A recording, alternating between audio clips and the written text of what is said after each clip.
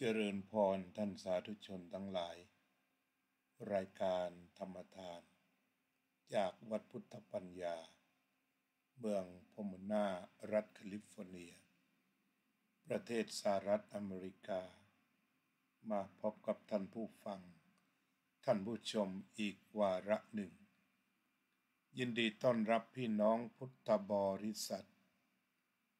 จากทั่วทุกมุมโลกวันนี้15เมษายนพุทธศักราช2568เรายังอยู่ในช่วงสงกรานต์ต้อนรับโยมติ๋วจากวัดประสาทนิกรอำเภอหลังสวนจังหวัดชุมพรคุณชัยพรพงษ์พักจากจังหวัดเชียงใหม่โยมประพันธ์วงศ์พาณิชย์จากจังหวัดพังงาโยมสุนิตวงศ์สุเทพจากวัดประสาทนิกรอำเภอหลังสวนจังหวัดชุมพรโยมอุบลอินทวงศ์จากเมืองซูริกประเทศสวิตเซอร์แลนด์โยมทิติมามาเดลจากเมืองสังกาเลนสวิตเซอร์แลนด์โยมกิตติรุ่งทิพย์อันนี้ก็ไม่ทราบที่มายินดีต้อนรับด้วยก็ขอขอบคุณที่ทุกท่านได้ร่วมกันทำธรรมะให้เป็นสากลวันนี้ก็ยังคงมีการเล่นน้ำสงกรานต์ต่อไปอีก1 หรือ 2 วันคุณโยมกัลยาว่องทิพย์คงคาประธานคณะกรรมการบริหารวัดพุทธปัญญาเมื่อมาพร้อมหน้าก็อยากจะสนทนาสักเรื่องหนึ่งนั่นคือเรื่องความสัมพันธ์ของสถาบันครอบครัวและสถาบันพระศาสนาหรืออาจจะพูดว่าความสำคัญของบ้านกับวัดก็ต้องขอบคุณจากใจพี่น้องพุทธบริษัทโดยรวมทั้งประเทศที่ร่วมกันปฏิบัติธรรมสำคัญคือความกตัญญูกตเวทีดังที่ได้กล่าวไว้ว่านิมิตตังสาธุรูปานังกตัญญูกตเวทิตาความกตัญญูกตเวทีเป็นเครื่องหมายของคนดีจากพลังท่านสาธุชนที่แสดงความกตัญญูกตเวทีต่อพ่อแม่เป็นเบื้องต้นเสียก่อนต่อจากนั้นก็เป็นความกตัญญูกตเวทีแก่บ้านเกิดเมืองนอนกตัญญูกตเวทีต่อพระพุทธศาสนาอันเป็นสถาบันหลัก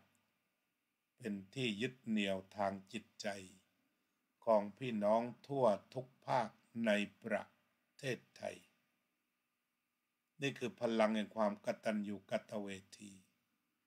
คำว่ากตัญญูก็แปลว่ารู้คุณของบิดามารดาคำว่ากตเวทีก็คือรู้จักตอบแทนพระคุณทางพระพุทธศาสนาเรากล่าวไว้ว่าคนดีต้องมีความกตัญญูงานสงกรานต์นี้ก็เป็นพลังปฏิบัติธรรมเราเรียกว่าเป็นการปฏิบัติธรรมอันนี้ก็เป็นการปฏิบัติธรรมตามคำสอนพระพุทธเจ้าเกิดการปฏิบัติธรรมกันอีกทั่วไปคือปฏิบัติความกตัญญูด้วยกายวาจาและใจคุณประสิทธิชัยครุฑกาศท่านอาจารย์ทิติวรทินโนเจริญพรทีนี้พลังแห่งความกตัญญูก็เกิดที่ใจพอถึงวันสงกรานต์นี้ก็คิดถึงพ่อคิดถึงแม่นี่เอาเฉพาะที่มีชีวิตก่อนก็เดินทางกันมา ทำงานอยู่ที่ไหนก็จะกลับไปบ้าน มีพ่อหาพ่อมีแม่หาแม่ถ้าพ่อแม่เสียแล้วเราก็ยังไปทำบังสุกุลทำบุญอุทิศก็เรียกว่ามีความกตัญญูทั้งมีชีวิตอยู่และท่านล่วงลับไปแล้วเพื่อได้หลักการความสัมพันธ์ในครอบครัวระหว่างพ่อแม่กับลูกจึงขอนำเอาธรรมะของพระสัมมาสัมพุทธเจ้าในข้อที่ว่าหน้าที่ของพ่อแม่หน้าที่ของพ่อแม่นั้นมีความประเสริฐอยู่ในทีดังบทกวีของท่านทยาลุที่บอกว่าแม่แม่แม่คำนี้มีความหมายมีพระคุณมากมายหลายสถานแม่เป็นได้หลายสิ่งหลายประการเป็นธนาคารเป็นพระพรหมเป็นร่มไทรเป็นผู้ให้กำเนิดเกิดลูกรักเป็นผู้ให้ที่พักพิงอาศัยเป็นผู้ให้ความการุณอุ่นกายใจเป็นผู้ให้อะไรอะไรไม่รามือยามป่วยไข้แม่ก็ให้การรักษาเติบโตมาแม่ก็ส่งเรียนหนังสือลูกต้องการตำราแม่หาซื้อลูกปรึกษาหารือแม่ยินดีลูกคนใดกระทำกรรมแก่แม่ลูกเลวแท้ชั่วช้าสิ้นราศีลูกด่าแม่ตีแม่ลูกกาลีลูกไม่ดีทำแม่ช้ำระกำใจน้ำตาแม่รินไหลเมื่อลูกร้ายน้ำตาแม่เป็นสายเมื่อลูกหมิ่นน้ำตาแม่หลั่งลงรดแผ่นดินเมื่อได้ยินลูกเสเพลเนรคุณโอ้แม่จ๋าพระคุณแม่แผ่ปกเกล้าโอ้แม่จ๋าผู้เฝ้าเข้าเกื้อหนุนโอ้แม่จ๋าผู้เมตตาผู้การุณโอ้แม่จ๋าผู้ค้ำจุนไม่ห่างไกลน้ำใจแม่สะอาดแท้กว่าทุกสิ่งน้ำใจแม่สะอาดยิ่งกว่าสิ่งไหนน้ำใจแม่สะอาดเกินกว่าสิ่งใดน้ำใจแม่มีไว้เพื่อลูกเอ่ยก็อยู่ในบทกวีนี้หมดแล้วล่ะนะพระคุณของพ่อของแม่อยู่ในบทกวีนี้ทั้งหมดแล้วคุณวันธนาคุณพรพันธ์เบรดเล่คุณพเยาเจนพนัทคุณเสรีประเทียบอินเจริญพรยินดีต้อนรับสู่รายการทีนี้หน้าที่ของพ่อของแม่ก็ทำร่วมกันแต่กลอนนี้เขาเขียนให้แม่ให้ร่วมกันก็ได้พ่อกับแม่ใช่อย่างนั้นพ่อกับแม่คำนี้มีความหมายเติมเข้าไป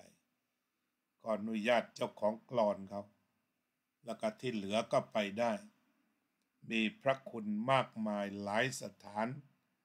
ท่านให้เปลี่ยนเป็นท่านเป็นได้หลายสิ่งหลายประการเป็นธนาคารเป็นพระพรหมเป็นร่มไทรอันนี้ก็คือตัวรายละเอียดที่เป็นบทกวีที่สะท้อนจากจริงจากชีวิตจริงทีนี้ถ้าหากมองดูถึงพระคุณตามหลักที่พระพุทธเจ้าตรัสไว้5 ข้อก็คือ 1. ห้ามลูกจากความชั่วห้ามลูกจากความชั่ว 2. ให้ตั้งอยู่ในความดีเอา2 ข้อนี้ก่อนนั่นก็คือว่าถ้าหากพ่อแม่ทำงานสำเร็จตรงนี้มีลูกมาไม่ชั่ว พ่อแม่ก็ได้ขึ้นสวรรค์จะเป็นลูกชายจะเป็นลูกสาวถ้าไม่ทำชั่วตามที่พ่อแม่ห้ามและตั้งอยู่ในความดีก็จะได้ชื่อว่าสร้างสวรรค์บนดินคือไม่สร้างลูกให้ไปเกะกะระรานมีปัญหากับใครให้กำเนิดลูกมาแล้วดูแลอย่างดีอันนี้ก็ถือว่าเป็นเรื่องที่หน้าที่หลักถ้าพ่อแม่ทำสำเร็จท่านก็ขึ้นสวรรค์เองคือได้ลูกดีมีความกตัญญูด้วยยิ่งวิเศษมากเหมือนกับมีอะไรหลายสิ่งหลายอย่างนี่ให้ตั้งอยู่ในความดีไม่ทำชั่วเนี่ยบางบ้านนี่พ่อแม่มีพร้อมหมดแต่ลูกทำชั่วเช่นติดยาเนี่ยทำงานเท่าไหร่ไปก็ไม่ไหวเงินกลับมาบ้านลูกผลาญหมดทุกทีอันนี้ก็คือพ่อแม่ทำงานไม่สำเร็จไม่ได้ให้ลูกเว้นจากชั่วเด็ดขาดหรือว่าได้เท่าไหร่พาไปกินเหล้าหมดพาไปเล่นหมดเพราะฉะนั้นพ่อแม่ก็ต้องห้ามถ้าห้ามได้ไม่ได้ชั่วเลยโดยเพราะไม่ติดอบายมุขไม่ดื่มน้ำเมาไม่เที่ยวกลางคืนไม่ดูการละเล่นไม่เล่นการพนันไม่คบคนชั่วเป็นมิตรไม่เกียจคร้านการทำงานเรียกว่าไม่เฉียดเข้าไปสู่สถานอัครบันเทิงครบวงจรไม่ว่าจะผิดกฎหมายหรือถูกกฎหมายมันเป็นทางเสื่อมทั้งหมดเนี่ยถ้าเสื่อมก็คือเสื่อมเป็นอันตรายถูกกฎหมายก็เป็นอันตรายผิดกฎหมายก็เป็นอันตรายหนีไกลๆหนีไกลๆเนี่ยเรียกว่าท่านหนีสถานอัครบันเทิงครบเนี่ยที่เรียกว่าสถานอัครบันเทิงที่มันครบเนี่ยเพราะมันมีทุกอย่างในนั้นดื่มน้ำเมามีเที่ยวกลางคืนมี24 ชั่วโมงดูการละเล่นเพียบเล่นการพนันมีคบคนชั่วเป็นมิตรก็หาได้คนชั่วเช่นเขากล่าวกันชัดเจนฟอกเงินอันนี้เรียกว่าชั่วระดับชาติไปเลย เกียจคร้านการทำงานและแน่นอนที่สุดหนักไม่เอาเบาไม่สู้ก็จะรอเสี่ยงโชคเนี่ยเพราะนั้นสถานอัครบันเทิงก็คืออบายมุขคือสถานที่ที่เสื่อมนั่นเองงั้นนะพ่อแม่ห้ามลูกไม่ให้เฉียดไกลไปยังปากทางแห่งความเสื่อมให้อยู่ไกลๆและตั้งอยู่ในความดีก็คือกตัญญูนี้เองตอนนี้สื่อในโลกปัจจุบันที่เราเสพสื่อดีๆก็มีเยอะเนี่ยอาตมาเห็นบางทีลูกสาวดูแลพ่อแต่ว่าลูกชายดูแลพ่อดูแลแม่พี่อายุ7 ขวบเลี้ยงน้อง4-5 ขวบเหล่านี้ถือว่าเป็นเรื่องดีและโดยเฉพาะการที่ลูกเรียกว่าตั้งใจเลี้ยงพ่อเลี้ยงแม่อันนี้ก็ถือว่าตัวธรรมะทำงานเลยความกตัญญูทำงานฉะนั้นสิ่งที่เราได้กำไรก็คือถ้าสอนลูกไม่ให้ชั่วเราจะไม่ปวดหัวไม่อึดอัดขัดเคืองและไม่ลงนรกทั้งเป็นให้ตั้งอยู่ในความดีเราก็ต้องพึ่งว่าพูดว่าไม่ใช่หวังพึ่งลูกแต่ถ้าลูกดีเนี่ยให้พ่อแม่พึ่งเองเขาคิดเขาเองอันนี้โลกสมัยใหม่โลกที่จะเอาเปรียบทุกอย่างแม้แต่พ่อแม่ก็ไม่อยากจะเลี้ยงแต่เอาของท่านได้หมดเอาเงินเอาทองบ้านช่องที่ดินแต่ถ้าพูดว่าเลี้ยงบ้างไม่เอาจนกระทั่งกลายเป็นวิวาทะกันว่าพ่อแม่เกิดมาแล้วก็เลี้ยงกันไปจนตายนั่นแหละเพราะ ไปทำให้เกิดว่าอย่างนั้น แต่มันก็ไม่ได้เป็นไปทั่วก็ที่น่ายินดีตอนนี้ ก็มีลูกกตัญญูเยอะเลยเพราะนั้นให้ตั้งอยู่ในความดีเอากตัญญูก่อน ก็คือระลึกถึงพระคุณของพ่อของแม่อย่างซาบซึ้งรู้แจ้งเห็นจริง แล้วก็รีบตอบแทนพระคุณเดี๋ยวจะว่าหน้าที่ลูกต่อไปให้ตั้งอยู่ในความดีมีความกตัญญูเป็นต้น อาจจะสอนเรื่องสติเรื่องสัมปชัญญะการดำเนินชีวิตการบริหารจัดการที่พ่อแม่เคยทำมาแล้วก็สอนลูกต่อไปได้ ต่อไปให้การศึกษาศิลปะวิทยาตรงนี้ก็เป็นที่ทราบดีว่าพ่อแม่นั้นทำงานหนักทำงานอย่างจริงจังเพื่อส่งให้ลูกศึกษาเล่าเรียนเป็นหนี้เป็นสินก็มีกันเยอะที่ถ้าส่งลูกดีส่งลูกดีก็คือได้ลูกกลับมาตอบแทนพระคุณช่วยปลดหนี้ปลดสินได้เลย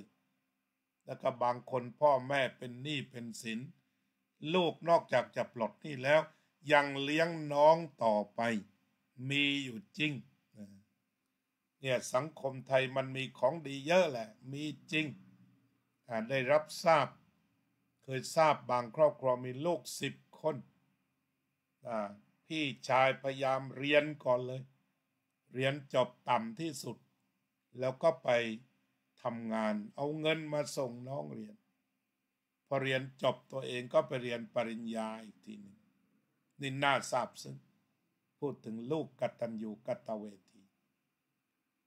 ฉะนั้นการให้การศึกษาศิลปะวิทยาทุกชนิดเป็นการให้ทรัพย์สินที่ยั่งยืนเพราะว่าลูกจะไปหาเอาข้างหน้าไปพัฒนาเอาต่อไปให้การศึกษาต่อไปก็ตามหลักโบราณว่าหาคู่ให้จัดการแต่งงานแต่งการแม้ปัจจุบันนี้เขาบอกเขาหาเองแต่จัดงานพ่อแม่ก็ยังช่วยอยู่มีลูกพ่อแม่ก็จะเลี้ยงให้อยู่แล้วก็สุดท้ายมอบทรัพย์สมบัติให้พ่อแม่ทุกคนก็ให้ตามควรมีที่ดินให้ที่ดินมีบ้านให้บ้านยังเป็นประเพณีที่พ่อแม่กระทำอยู่เนี่ยพ่อแม่แบบไทยพุทธทำอยู่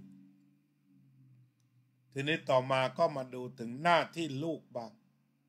ว่าพ่อแม่ได้ทำหน้าที่สร้างทั้งกายทั้งจิตทั้งชีวิตและอนาคตเมื่อประสบความสำเร็จในการไม่ให้ทำชั่วให้ตั้งอยู่ในความดีแล้วได้ลูกดีแล้วลูกก็ศึกษาเล่าเรียนฝึกฝนพัฒนาตนทำงานหนักเลี้ยงชีวิตและก็เอื้อเฟื้อครอบครัวเริ่มต้นในข้อที่1ท่านเลี้ยงมาแล้วเลี้ยงท่านตอบตรงนี้ก็เป็นกันโดยมากแหละนะในสังคมแต่ที่ลูกไม่ลำบากนักก็ไม่ทิ้งพ่อทิ้งแม่แต่ว่าบางทีการทิ้งพ่อทิ้งแม่ก็ยังไม่ได้ทิ้งขาดเช่นทิ้งจากชนบทไปหางานในเมืองเพื่อนำเงินมาใช้จ่ายให้พ่อให้แม่ทั้งนี้เนื่องจากโครงสร้างทางสังคมและเศรษฐกิจของเรากระจุกตัวในเมืองใหญ่ยังไม่ประสบความสำเร็จในการกระจายงานและกระจายรายได้สู่ท้องถิ่นจึงมีการอพยพจากท้องถิ่นเข้าเมืองสิ่งเหล่านี้มันจะชะลอลงไปได้ก็เมื่อมีงานอยู่ในชนบทเพียงพองานท้องถิ่นทั่วไปมีงานที่ทำเงินพอจะมีรายได้เลี้ยงครอบครัวอยู่บ้านแล้วพอจะหาเงินมาซื้อปัจจัยสี่ได้พื้นฐานที่สำคัญที่ว่ารัฐบาล ไม่ว่ายุคใดก็ตามน่าจะคิดก่อนนั่นก็คือหมายความว่าจะต้องมีงานอยู่ในท้องถิ่นสัก 50%แล้วก็จากบ้านมาทำงานที่อื่นตามลักษณะงานอีก 50ถ้าเป็นอย่างนี้เศรษฐกิจแข็งแกร่งแต่ถ้าว่าที่บ้านในท้องถิ่นชนบทเรามีงานเพียง10จะต้องหนีข้าวทุกเมือง90ปัญหาแออัดปัญหามลพิษทุกอย่างเข้ามาแออัดอยู่ตรงนั้นฉะนั้นเรื่องของคนดีถ้าเราเรื่องคนดีดีจริงๆพ่อแม่ดีลูกดีจากการที่ตึกพังจากแผ่นดินไหวเราก็เห็นน้ำใจของพ่อของแม่ในอย่างหนูคนหนึ่งพ่อแม่เสียในตึกเพราะมาทำงานส่งหนูเรียนพ่อแม่เสียแล้วนี่ก็ดีเห็นก้องห้วยไร่เขามีน้ำใจรับจะส่งต่อไปถือว่าประเสริฐกันเหมือนกันแต่ว่าเนี่ยพ่อแม่ต้องจากถิ่นฐานมาอยู่ในกรุงทำงานที่ถ้าไซต์งานมันไม่เสี่ยงก็ดีก็หมายถึงว่าคนบ้านเรานี่ขยันขันแข็งมากันทั้งครัวเพื่อที่จะหาเงินไปส่งลูกแต่เนี่ยเจอความไม่ปลอดภัยในตึกสูงพ่อแม่ก็ต้องเสียชีวิตกันหมดในซากนั้นบางบ้านมาถึง4 คนเสียหมดเนี่ยลูกก็กตัญญูอย่างอีกรายหนึ่งน้องอะไรที่จบปริญญาแล้วรอรับปริญญามีความกตัญญูมาทำงานเคียงข้างพ่อแม่เลยทำก่อสร้างเลยลุยเลย2 วันเธอก็เสียชีวิตอันนี้ก็เรียกว่าเป็นวีรสตรีเลยเพราะฉะนั้นในท้องถิ่นชนบทพ่อแม่มีความรักหรือเรียกว่าเป็นวีรบุรุษวีรสตรีทางเศรษฐกิจตัวจริงเศรษฐกิจที่แท้จริงของประเทศไม่ได้อยู่ในตลาดหุ้นตลาดทุนหรืออะไรที่มักจะนำมาเป็นตัวตั้งไม่ได้อยู่ที่ GDP อะไรแต่ประการใดแต่มันอยู่ที่ว่าในท้องถิ่นลูกต้องการเรียนมีค่าเหล่าเรียนลูกต้องการรับประทานอาหารครบ3 มื้อมีลูกต้องการเครื่องแบบนักเรียนมีอันนี้แหละที่ว่าไม่ต้องไปดูตัวเลขว่ามันจะร่ำรวยมั่งคั่งอะไรนึกถึงในหลวงร.9ที่ท่านเรียกว่าพอเพียงมันก็มีเสื้อผ้าพอเพียงที่จะสวมอยู่ที่บ้านแล้วก็สวมไปโรงเรียนมันมีเงินพอที่จะซื้ออาหารมาทานที่บ้านคดห่อไปกินที่โรงเรียนหรือไปซื้อที่โรงเรียนนี่ความพอตรงนี้มันจะเป็นฐานเศรษฐกิจสำคัญคือพอตรงนี้เรื่องความมั่งคั่งทั่วหน้าร่ำรวยไปด้วยกันไม่ต้องคิดก็ได้เจริญพรโยมอุ่นเรือนรัตน์วินิตโยมกุลาภพัชรดุลโยมตุกรัชดาพร Good morning David ปุญญกาโมมัง Thank you very much to follow every program provided by วัดพุทธปัญญา You are real friend You are close friend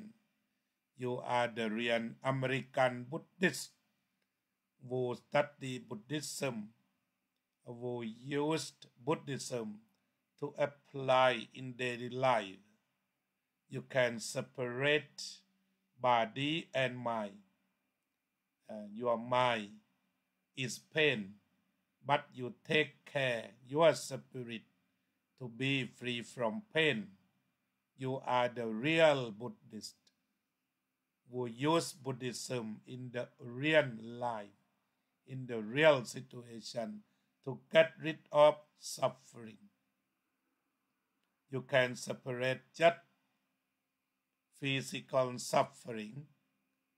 but spiritual well-being. You are very successful about how to apply Buddhism,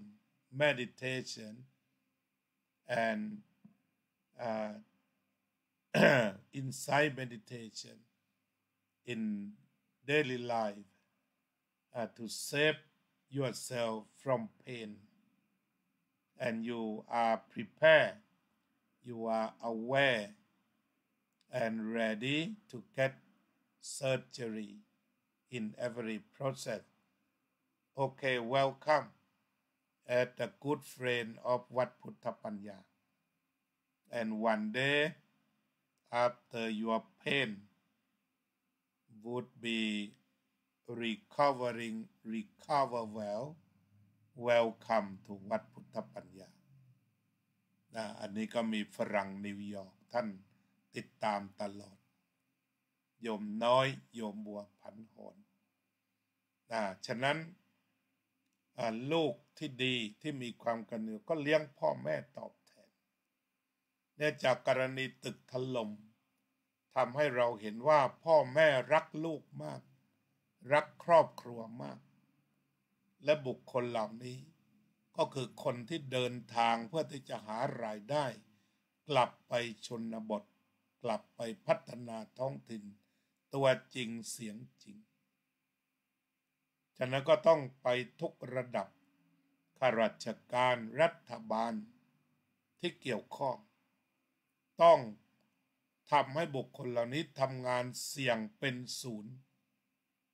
เขาสละกำลังกายกำลังใจหยาดเหงื่อแรงงานก็ขอให้รักษาความมั่นคงความขยันอดทนที่จะพัฒนาครอบครัวเพื่อลูกสุดที่รักจะไปถึงฝั่งฝันก็ขอให้บุคคลเหล่านี้ปลอดภัยอาตมาเรียกว่าวีรบุรุษตัวจริงทางเศรษฐกิจอาตมาคิดว่าบรรดานักวิชาการในห้องแอร์ก็ส่วนหนึ่งเขาก็เป็นคนมีโอกาสสูงแต่ทำอย่างไรพี่น้องกรรมกรผู้ใช้แรงงานของเราทุกจุดจะต้องทำงานด้วยความปลอดภัยและเป็นธรรมนี่คือสิ่งที่กระทรวงแรงงานที่มันมีกระทรวงจะต้องลงไปดูยิ่งได้ทราบข่าวว่าพี่น้องที่รอดมาจากซากตึกยังไม่ได้รับเงินเยียวยาแล้วก็ยังไม่ได้รับเงินค่าจ้างจะเบี้ยวเขาอีกแต่จิตใจมันดำเหลือเกินฉะนั้นสิ่งเหล่านี้คนไทยไม่ได้ขี้เกียจต้องประกาศดังมีความขยันอดทนทำงานดีซื่อสัตย์สุจริตส่วนมากแต่ก็นั่นแหละคนที่โกงก็มีเยอะยังเอาเปรียบเขาอีกทีนี้ต้องถามว่ารัฐบาลมีไว้ทำไมรัฐบาลหรือข้าราชการมีไว้เพื่ออำนวยความสะดวกของคนที่มีฝันได้เดินตามฝันอย่างปลอดภัยเนี่ยถ้าค่าจ้างไม่เป็นธรรมรัฐบาลต้องเข้าทันทีไม่ยืนระเหยลอยชายให้ต้องมาเรียรายเงินกันอยู่อีกคนไทยเรามีน้ำใจเรียรายกันได้อยู่ช่วยเหลือปู่ย่าตายายที่เจ็บปวดเราทำกันมานานแล้วที่ขาดแคลนบ้างเด็กที่ไม่มีทุนเรียนทำได้ดีแต่ถ้ามาเกิดความมั่นคงเช่นงบกลางได้ทราบว่ามีตั้งหลายหมื่นล้านทำไมไม่รีบนำมาดูแลหน่วยงานไหนที่จะต้องดูแลเหล่านี้อย่างเป็นทางการเราก็ทราบแหละว่าคนไทยมีน้ำใจประเสริฐนับตั้งแต่พระบาทสมเด็จพระเจ้าอยู่หัวรัชกาลที่10ที่รับผู้ป่วยไว้ดูแลทั้งหมดแล้วก็ได้ทราบมาด้วยว่าสมเด็จพระมหาธีราจารย์วัดโพท่านปวารณาในการที่จะช่วยทำศพผู้เสียชีวิตด้วยส่วนหนึ่งตรงนี้ก็ต้องบอกข้อมูลกัน แต่ว่าอยากจะเห็นรัฐะทำเป็นระบบหลวงพ่อก็ช่วยแต่มีพระเอาน้ำเอาท่าไปหลายรูปอยู่ไปถึงที่กับมูลนิธิต่างๆอันนี้ก็คือน้ำใจที่ช่วยได้ชั่วครั้งชั่วคราวแต่ว่าถ้าเป็นทางการนั่นแหละมหาดไทยก็จะต้องนั่งเลยเป็นเจ้าภาพใหญ่แต่ทีนี้ตอนนี้ก็บอกว่างานก็ไปจากน้ำใจทั้งนั้นเจ้าของรถแมคโครอะไรต่างๆเนี่ยบางคนก็ยังบริจาคเงินค่าน้ำมันอะไรต่างๆสิ่งเหล่านี้ปล่อยขาดได้อย่างไรท่านรัฐมนตรีว่าการกระทรวงมหาดไทยท่านก็เป็นวิศวกรแล้วก็มหาดไทยด้วยดูแลเหตุเพศภัยต่างๆก็ท่านทั้งนั้นเพราะนั้นท่านเล่นสงกรานต์ปราบแป้งกันพอไปดูไซต์งานบ้างมีอะไรขาดตกบกพร่องก็ทำไปตามหน้าที่โดยทางการแล้วประชาชนผู้ขยันหมั่นเพียรในการสร้างสรรค์เศรษฐกิจเหล่านี้เขาก็จะได้มีกำลังใจมีความมั่นใจแล้วก็ทำงานเพื่อส่งลูกส่งหลานเรียนเพื่อดูแลตัวเองภายแก่เนี่ยบางทีอายุถึง60 กว่าก็ต้องมาทำงานอยู่บนตึกเนี่ยบนตึกสูงก็เรายังมีความขยันอยู่ตรงนี้ก็ถึงเวลาที่รัฐจะต้องคิดเรื่องสวัสดิการกันแล้วคิดให้แตกคนเก่งๆในประเทศไทยมีช่วยกันคิดว่าเนี่ยท่านผู้ทำงานเหล่านี้พี่น้องผู้ใช้แรงงานเหล่านี้จะมีลู่ทางไหนที่จะมีเงินเก็บยามที่เขาชราเพราะว่าตึกสูงทั้งหลายฝีมือบุคคลเหล่านี้ซึ่งอยู่เบื้องหลังตึกสูงของมหาเศรษฐีทั้งหลายที่ตึกระฟ้าได้เป็นหน้าเป็นตาก็เขาเหล่านี้รถไฟใต้ดินที่เรามีอยู่ก็เขาเหล่านี้แล้วก็หลายๆครั้งเขาก็ต้องเสี่ยงแล้วก็เสียชีวิตบาดเจ็บซึ่งสิ่งเหล่านี้ก็ต้องดูแลให้คนดีในแผ่นดินได้ทำหน้าที่พัฒนาแผ่นดินของเขาให้เต็มที่เพราะนั้นหน้าที่ของรัฐะก็ไม่เรียกว่ารัฐบาลดีกว่ารัฐะตั้งแต่รัฐบาลแล้วก็ราชการทุกส่วนก็คืออำนวยความสะดวกให้คนดีคนเก่งคนขยันคนมีฝันได้มีโอกาสทำงาน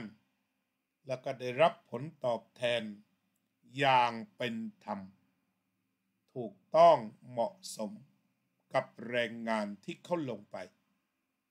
เมื่อความเป็นธรรมตรงนี้เกิด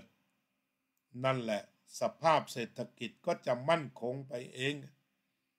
แต่สภาพเศรษฐกิจที่มั่นคงไม่ใช่ว่าจะต้องเอาเงินไปใส่กระเป๋า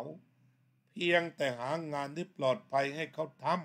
ำเนี่ยลองไปถามดูเธอได้10,000เนี่ยก็ดีนั่นละ1,000-2,000ก็ได้ใครหยิบยื่นให้มันดีทั้งนั้นแต่ว่ามันไม่ได้ยั่งยืนสู้เอางานไปให้ทำแล้วก็เงินหมุนเวียนเขาเก็บเขาเองเขาลงทุนเขาเองเสียภาษีเองด้วยหยาดเหงื่อแรงงานนั่นก็เรียกว่าเกิด cash flow อย่างแท้จริงที่เรียกว่าให้นะดีไหมดีเพราะผู้รับอยากได้ทั้งนั้นแหละแต่ว่ามันวาบเดียวแต่ถ้าเป็นไปได้ลองคิดกันดูก็ระดับเท่าแก่ทั้งนั้นที่บริหารประเทศอยู่ตอนนี้เจ้าของบริษัทเจ้าของกิจการก็ที่ท่านลืมตาอ้าปากร่ำรวยอวดเงิน10,000 ล้านกันทุกวันนี้ก็มาจากผู้ใช้แรงงานอย่าลืมเขาลืมไม่ได้ฉะนั้นจากซากตึกถล่มคราวนี้ ก็ทำให้เราต้องทบทวนกันดีกว่าทบทวนถึงบรรดาผู้สร้างชาติพวกนี้ผู้สร้างตึกระฟ้าสวยๆต่างๆเขาปลอดภัยหรือเปล่าได้รับรายได้ปลอดภัยไหมมีอนาคตไหมเนี่ยสิ่งเหล่านี้ก็ต้องประชุมสภาคิดกันบ้างแต่ตอนนี้ก็ปิดไปแล้วที่ถ้าเรามีคนทำงานกันขนาดนี้มันก็ไม่ต้องคิดทำบ่อนไปแล้วละเพราะให้คนมาขยันสร้างสรรค์ดีกว่าถนนได้สวยตึกรามบ้านช่องสวยบ้านเมืองมันก็สวยมันไม่ต้องไปอุดกันอยู่ใน Entertainment Complex อัครมหาสถานอะไรต่างๆแล้วอย่างหนึ่งมันจะประเทศมันก็สร้างมานานแล้วไม่ต้องมีบ่อนก็อย่ามีมเลยใครที่จะเล่นเถื่อนก็จับก็จบตอนนั้นเองจะไปอ้างอะไรกันนักกันนะว่าเล่นอยู่แล้วไม่ต้องอ้างก็จับนะก็แค่นั้นอันนี้ก็คือพูดถึงว่าเมื่อลูกได้รับการเลี้ยงดูจากพ่อแม่เป็นลูกกตัญญูมีงานมีการทำก็กลับมาเลี้ยงพ่อแม่ส่วนใหญ่เนี่ยลูกหลานไทยยังกตัญญูนะเนี่ยที่ว่าไปทำงานในกรุงเทพกันเนี่ยรอวันหยุดภาคเหนือภาคกลางภาคใต้ภาคอีสานหลั่งไหลกันสภาพรถที่แน่นนี่ก็คือพลังกตัญญูกลับไปดูพ่อดูแม่แล้วนี่ละโปรยเงินตลอดทางโปรยเงินใส่ปั๊มใส่เซเว่นอีเลฟเว่นใส่อาหารข้างทางใส่อาหารตามบ้านโปรยไปใส่วัดวาอารามนี่แหละโปรยเงินโดยรัฐบาลไม่ต้องขยับตัวเลยที่เราว่าจะโปรยกันเป็นคนละหมื่นก็คิดอยู่2 ปีแล้วแต่ว่าเนี่ยสงกรานต์2 ฤดูเงินมันโปรยไปเยอะมากกว่านั้นแต่ทำอย่างไรจึงจะจัดระบบเงินให้มันเข้ามือแบบกระจายที่สุดตรงนี้ก็ต้องอาศัยผู้รู้หลายหัวมาช่วยกันคิดฉะนั้นเนี่ยคนกตัญญูก็ต้องเลี้ยงท่านเลี้ยงมาแล้วเลี้ยงท่านตอบมีทั้งความสุขกายสุขใจท่านเลี้ยงมาแล้วเลี้ยงท่านตอบทำกิจของท่านก็ดังที่กล่าวแล้วบางทีพี่ชายนะไม่ต้องเรียนออกจากโรงเรียนเพื่อที่จะทำงานส่งน้องๆนี่คือทำกิจของพ่อของแม่ละก็มีกันเยอะเลยใครเคยทำก็ให้ภูมิใจทำกิจของท่านดำรงวงตระกูลแต่ละคนมีรากมีฐานมีเชื้อมีเถาแห่งความดีฉะนั้นการดำรงวงตระกูลปฏิบัติตนเป็นคนควรรับมรดกก็คือหมายถึงว่าไม่ติดอบายมุขก็รับมรดกไปเลย ไม่ติดอบายมุขเนี่ยก็รับมรดกไปเลยไปพัฒนาแน่นอนอีกอย่างหนึ่งมรดกธรรม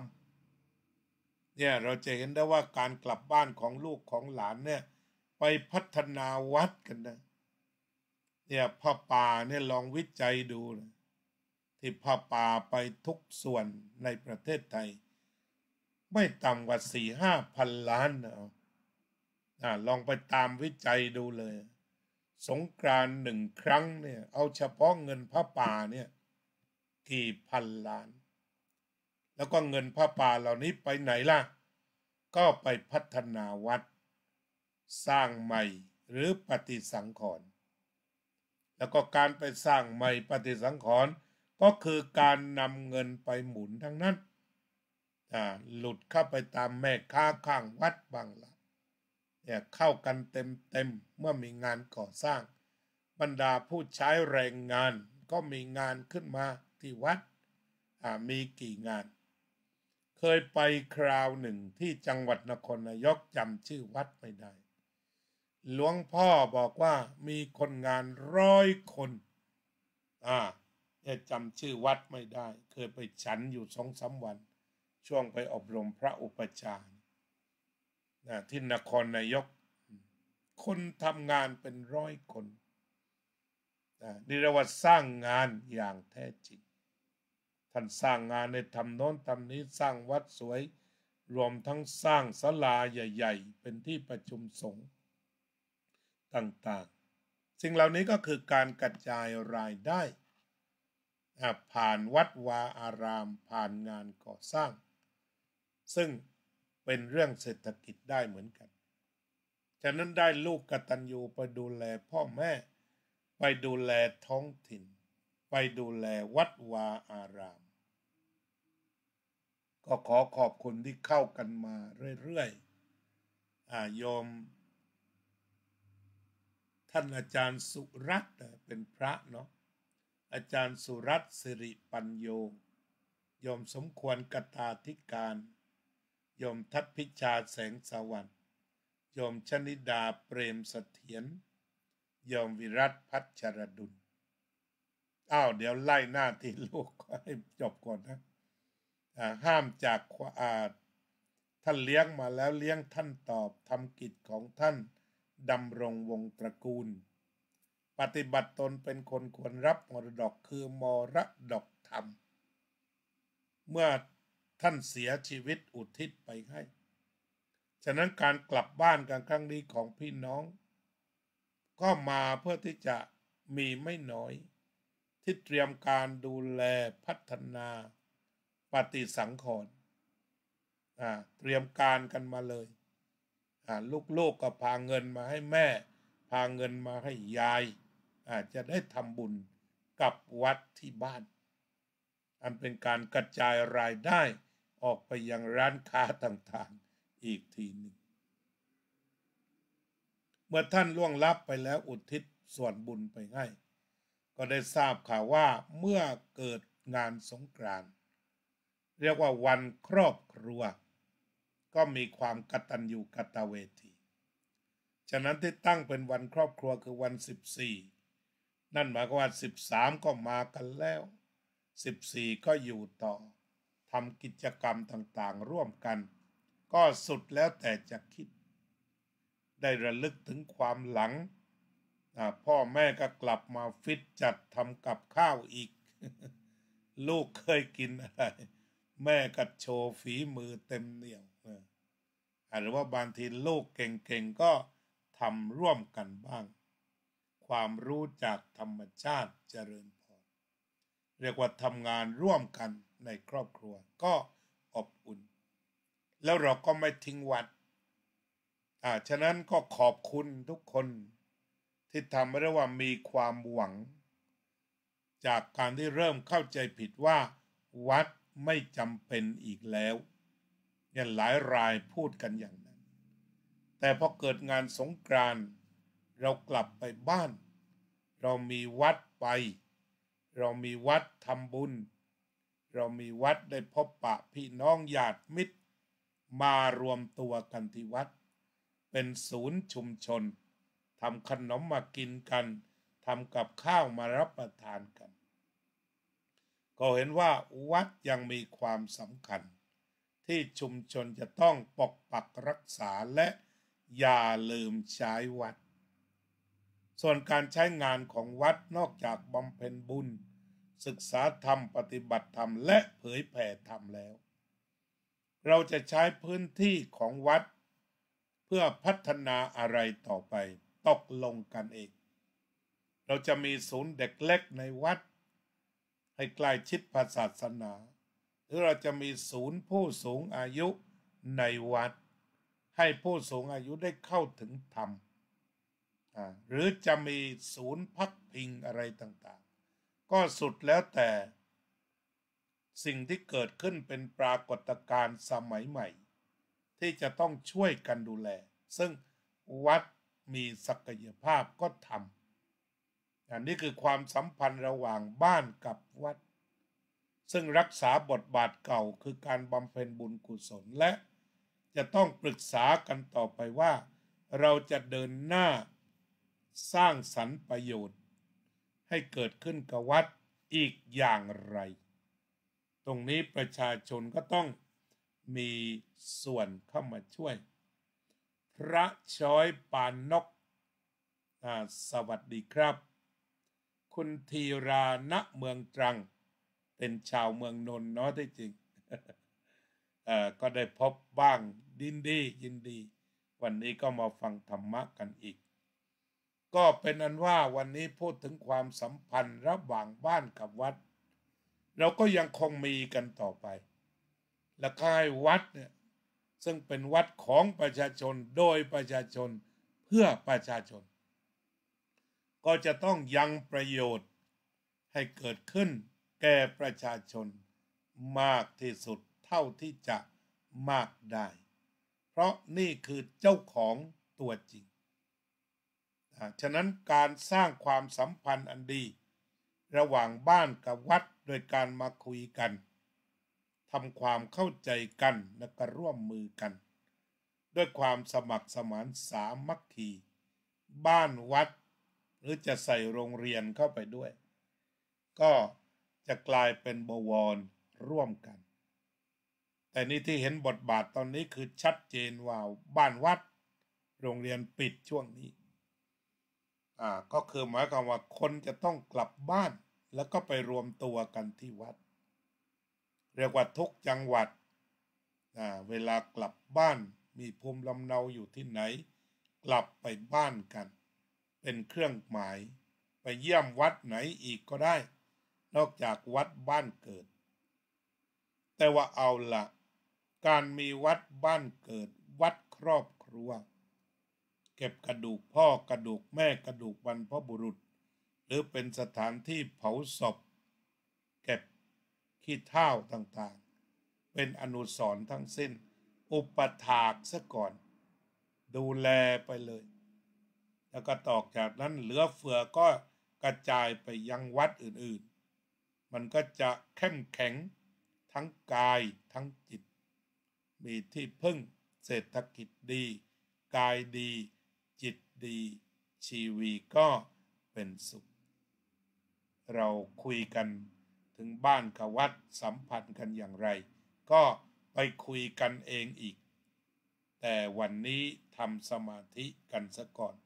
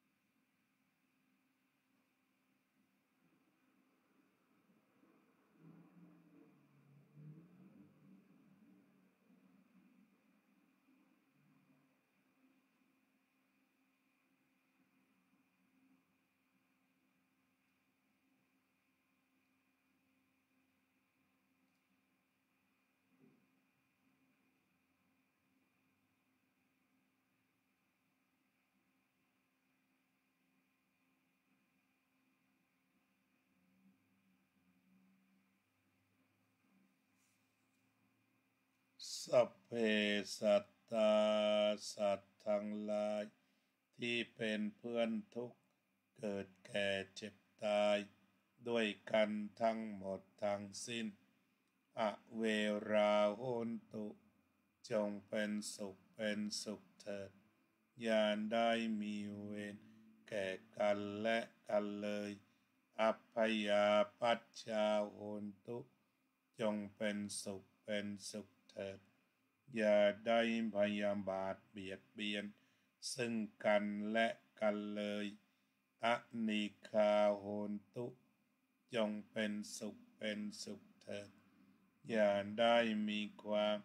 ทุกข์กายทุกข์ใจเลยสุขีอัตตานังปาริหารันตุ จงมีความสุขกายสุขใจรักษาตนให้พ้นจากทุกภัยทั้งสิ้นเถิดอภิวาทนาสีลิสะนิจจังวุธาปัจจายิโนจัตตารโอธรรมาวัฏันติอายุวันโนสุขังพลัง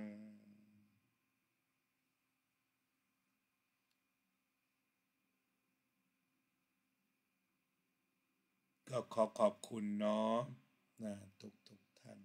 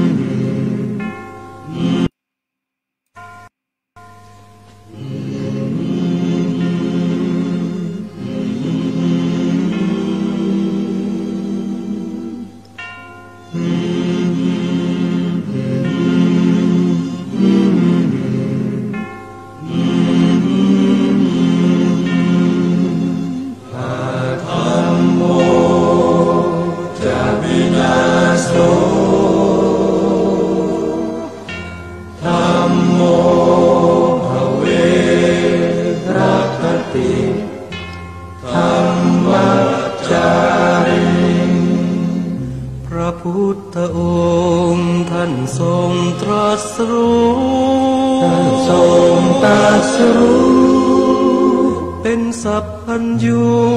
ตรัสสอนความจริงว่าธรรมะย่อมชนะทุกสิ่งเป็นที่พึงพิงแก่ผู้ประพฤติชอบธรรมธัมโมจะวินาโสธัมโมภเวรัคติธัมมัจจาริอำนาจใดๆก็ตามย่อมถึงความพินา